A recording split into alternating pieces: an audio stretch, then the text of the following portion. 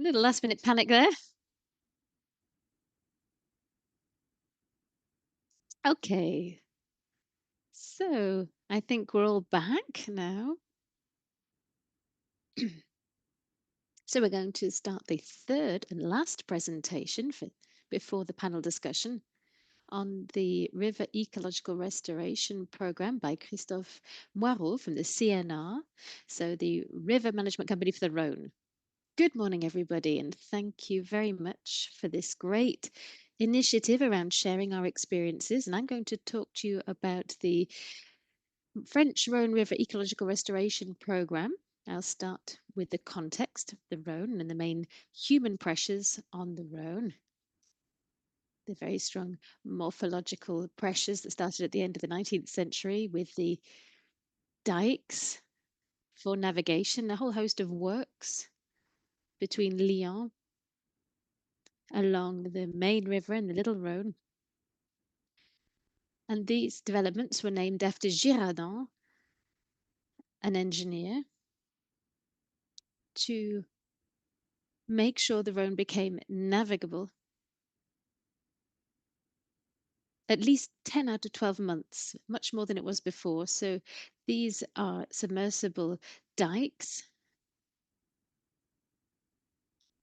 The second major transformation on the alluvial plain in contemporary times after the war, up to the 80s, was a hydroelectric development. So 19 different developments took place around Lyon.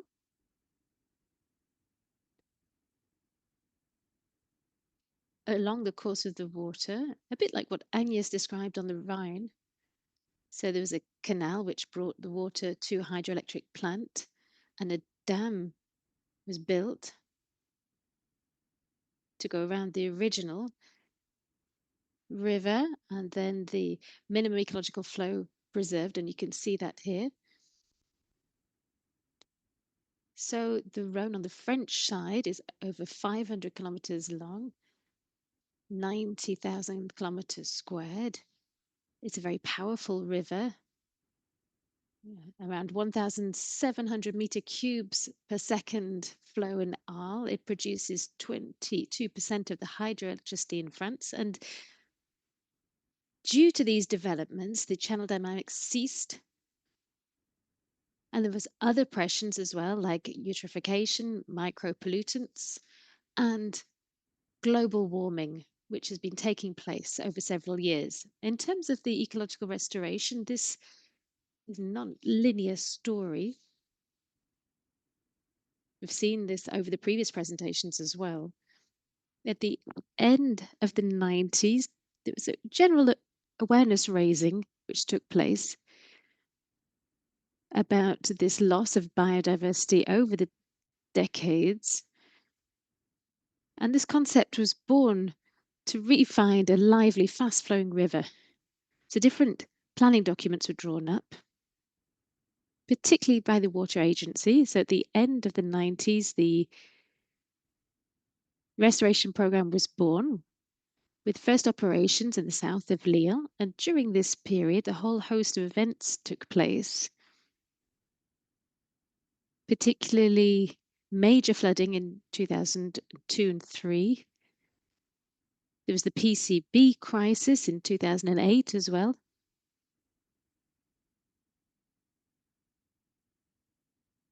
There was also the need to look for a sedimentary continuity here as well. And alongside this, all the monitoring programs from different observatories were drawn up throughout the valley with the Rhône Eco program, the Rhône Sedimentary Observatory as well. There were various different management plans set up to establish restoration plans and have a master plan for river dynamics.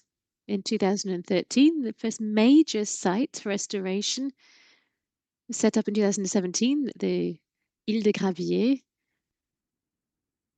And increasingly, the socio-ecological aspects were drawn into these projects, and as well as the recent PFAS crisis in 2022. So it hasn't been a smooth process. We've had to be open to try and develop these different concepts. In terms of ecological restoration and the principles applied, at the end of the 90s, our approach was to improve the minimum ecological flow. As Agnes was saying, we didn't have the right level to restore the expected potential in terms of biodiversity,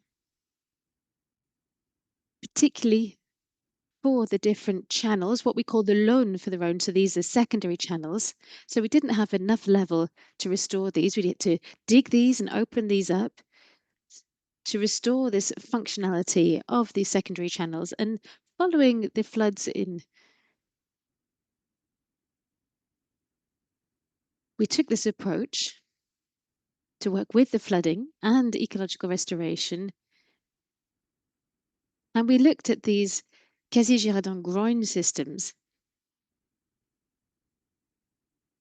to revisit these, which don't have the same function today, and to bring this river back to its original function and its natural function.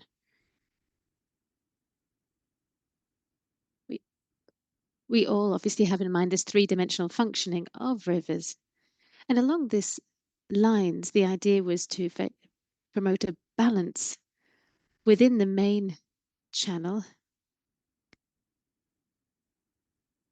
to impact the balance of all the different organisms there, invertebrates, fish, and so on. So to do that, in terms of the major action which took place, we got rid of these Girardin-Groine systems along the banks. These were dismantled fully or partially, depending on the issues in the surrounding space. We opened up these secondary channels as well, and that's still taking place throughout the Rhône Valley. There are 250, 300 which are still there along the valley. And they are filled in different ways depending on how disconnected they are. We've had gravel replenishment as well, which is a major aspect of this restoration project. There's this synergy between the side channels and the transfer of materials, both fine and gravel sediment, to restore the different sites. And all these different operations are accompanied with plant engineering, so planting up, linked to invasive species, particularly linked to the Japanese species, which are very invasive on the banks of the Rhône. And this is to promote alluvial forests and planting, and to leave nature to do its work. So to the restoration program today, as you can see on this map, on the French side, in the blue, you can see all the sites that have been completed. The first one's in the south of Lyon, at the end of the beginning of the century, sorry. So from 2000 to 2004 and 6. And these blue sites have seen their secondary channels opened for a hydroecological approach. And in green, you can see processes to promote the river dynamics. So a convergence here and juxtaposition between opening up the secondary channels and dismantling the Girardin-Groine system. So quite a lot of sites have already been completed. Some of them are currently being studied, particularly Ile des Graviers site.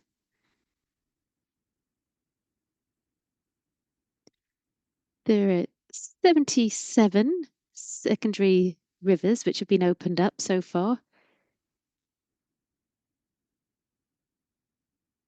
And the minimum flow level has benefited 120 kilometers of waterways.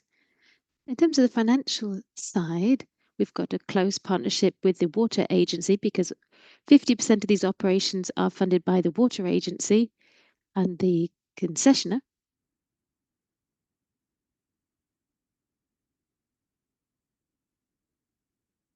So we are given a management plan over a certain number of years through this funding. As an example, we're going to focus on l'île de Gravier, which is one of the first reactivation sites on a large scale. This is on the south of Lyon, about 60 kilometers away, in a nature reserve.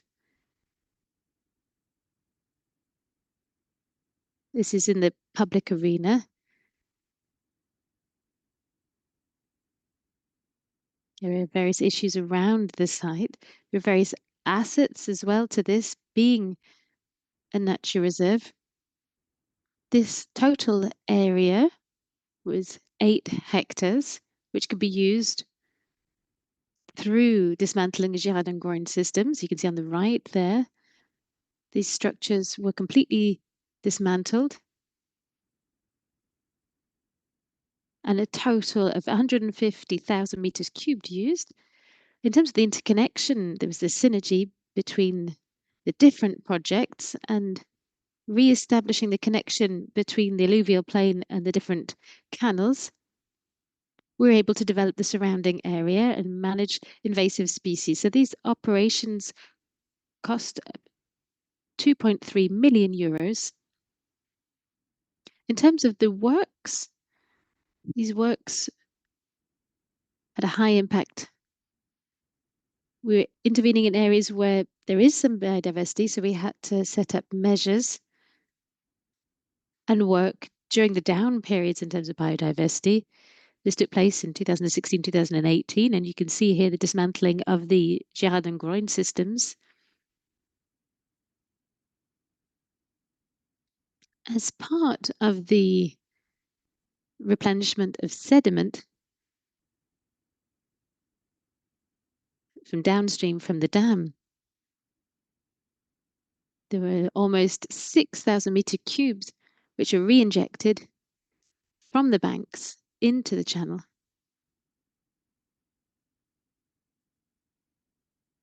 In terms of the benefits of this initial operation is to free up the waterways through the dismantling of the Groine system.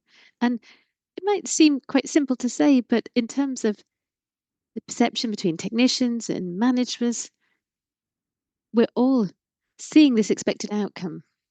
Erosion can be seen as something negative in human minds.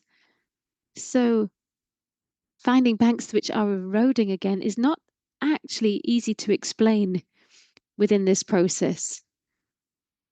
Had progress in terms of flooding. We have trees falling down during flooding periods, and that promotes biodiversity. In terms of planting, through flooding, through sediments, we have a pioneer vegetation in planting. We have willow and poplars, which have transformed this environment, moving from mature banks to semi-open banks, which will evolve over time. And we can see the benefits here, which have been quite quick ever since the first flooding. So this project was led closely with the nature reserve, with whom we work in partnership. In these projects, which are quite core projects, we can find technical solutions and bring together actions throughout the different sites. And we can have seen over the last 20 years the way in which consultation can take place between the different stakeholders. And we need to delve into these different relations to develop discussions so that we can encompass all the different users and stakeholders of the river so that it can go from fishermen, walkers, operators, managers. Some will have a particular perspective of the river,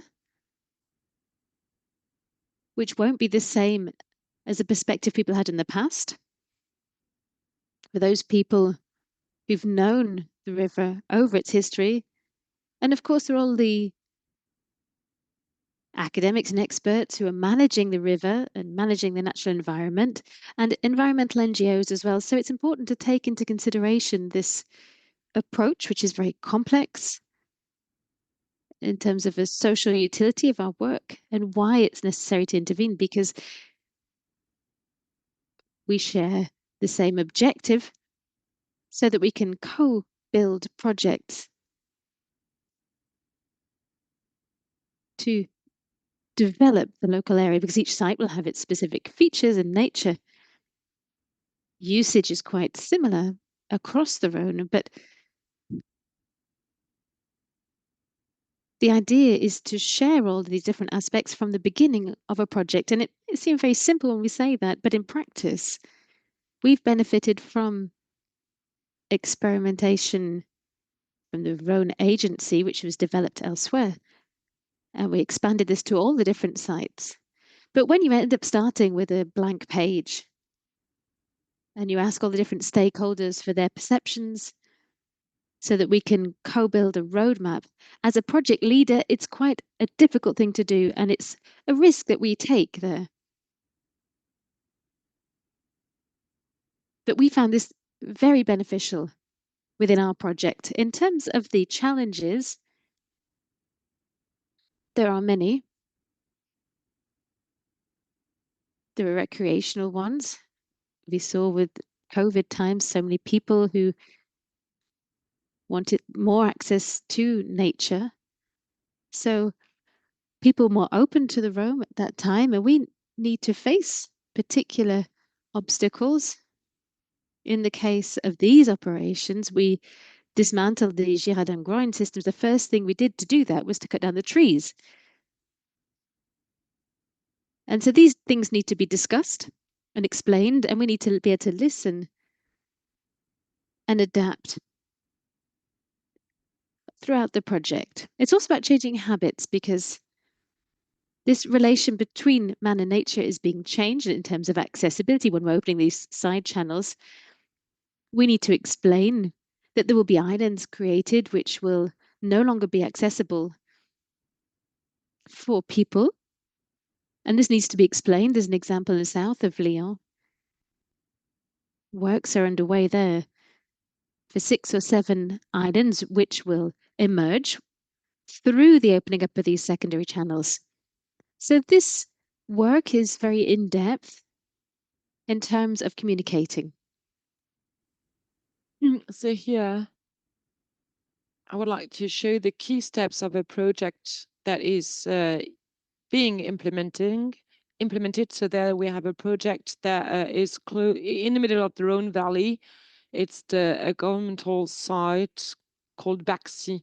So first of all, you have a feasibility study as part of Graie program. So usually it takes place over 1 year. Then we move to the technical studies. So depending on the size of the project, and there I'm talking about large scale projects here that involve several hundreds of thousands of cubic meter of material to dismantle the Girardin system and to reopen the backwater or the arms. So there we are talking about biodiversity a lot. So you need to deal with the protected species documents and the authorization pathways. So there it takes 3 to 5 years depending on the size of the project. Then it takes another year to allocate the works contracts. So basically that's the contract stage where you need to comment or to master a whole series of risks during the execution phase. Then you have the administrative authorization steps. and the leveling and landscaping works and ecological engineering works. So it takes another 3 years. Usually it happens during the flood period, so in the winter. So we work together with the river, with the floods, and it takes obviously a very specific contract management knowledge. Once the action has been performed by human beings and mechanically speaking, of course, you need to go through the monitoring and feedback and return on experience. So in order to develop the feedback and to support the future pathways, because we should not forget that in such sessions, everything is defined beforehand, and it takes a great unity in the different pathways to have harmony between the different actions that are implemented. So this shows the temporality and how projects are delivered. So it's not such a long time, but still it's something that takes a very good control, good command. In terms of monitoring, obviously it goes hand in hand with the effectiveness. So the monitoring has to be performed over the long term. So on the Rhône axis, we are very lucky that we have a network of scientists and managers that is very well structured. And as part of such operations, we implement an operational monitoring involving a variety of topics, so physical, ecological, and sociological topics. So we have 9 main topics that are studied by the project holders, but design offices, naturalists, and there's a very close collaboration with the scientific monitoring, with the scientific stakeholders, so that we can supply each other and exchange data with one another. Now, to conclude, future looks and questionings on such issues. So basically, we are looking for the reproducibility and possibility to improve. So we're looking for efficacy. Therefore, it's indispensable to start with pilot sites, which was done in the road. The first experimental sites date back to 2010, 2011. The first sites with major operation dates back to 2017. And we also have huge sedimentary and growing sedimentary stakes. So it's very important to preserve the current landscape, and it takes a lot of adaptability and innovation, obviously. So we also need to consider the climate change issues and the need to maintain and promote the current biodiversity. And therefore, we work together, or we focus on the local plans. We also try to consider the low carbon issues and the circular economy with the good command of material quantities that we used or that we take. So another very important aspect is the governance. It's important to have like the budget that corresponds to such large scale operations in order to support the project holders. And therefore this goes through knowledge sharing. Therefore we are part of this webinar today, and we try as much as possible to preserve and to maintain the delivered ecosystemic services in order to design a new profile, a new face for the Rhône River in the benefit of the collective groups. So this is basically what we try to achieve, and that goes in line with the previous presentations. Thank you for your attention. I'd like to thank all our partners. There are plenty. We've got institutional partners supporting us on the different ecological restoration project of the Rhône River. Thank you very much, Christophe, for this overview on the Rhône River, for the French part of it, French side. Some questions have been asked in the chat, so most of them are